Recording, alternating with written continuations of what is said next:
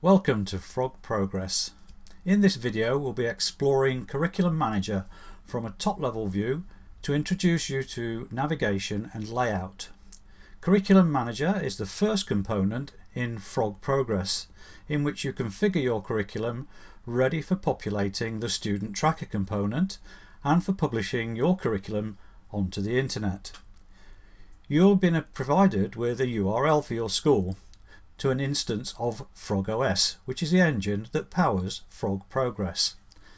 After entering your login credentials, you're taken to your starting point.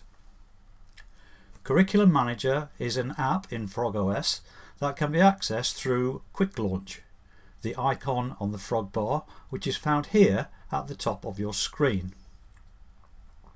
In the first view of Curriculum Manager, we find the National Curriculum England 2014 NAHT Assessment Framework and the Early Years Foundation National 2014 Curriculum. The techniques needed to manage them are the same for both. Clicking on Assessment Standards takes us to the configuration screen for assessment statuses and cycles or periods. The management of these will be demonstrated in a subsequent video in the series. Click the arrow to the right to return to the Curriculum Manager home screen.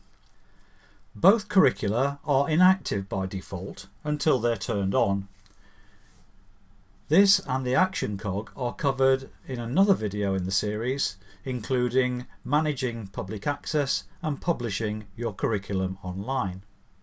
Clicking on the National Curriculum England 2014 NAHT Assessment Framework takes you to logical groupings of learning objectives.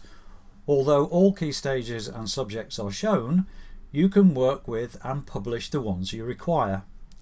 Let's look at one area of the curriculum for Key Stage 2.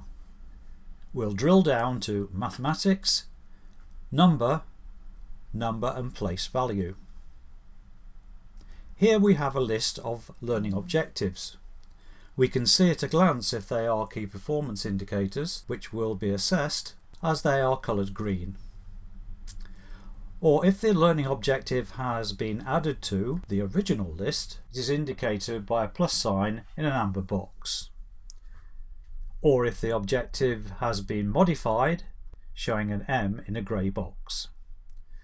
The Learning Locker button takes us to the 4 containers for supporting materials.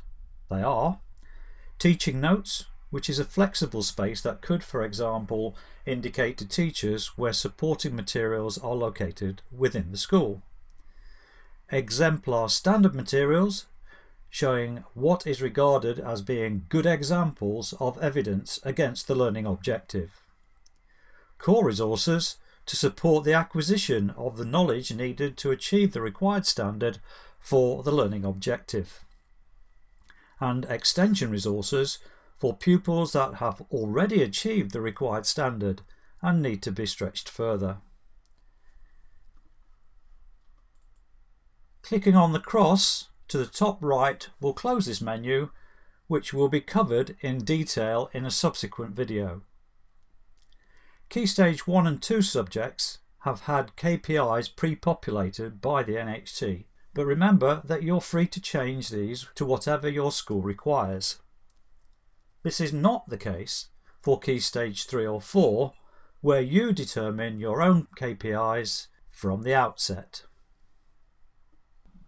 Please continue to the next video in the series entitled Editing and Adding to the Existing Framework.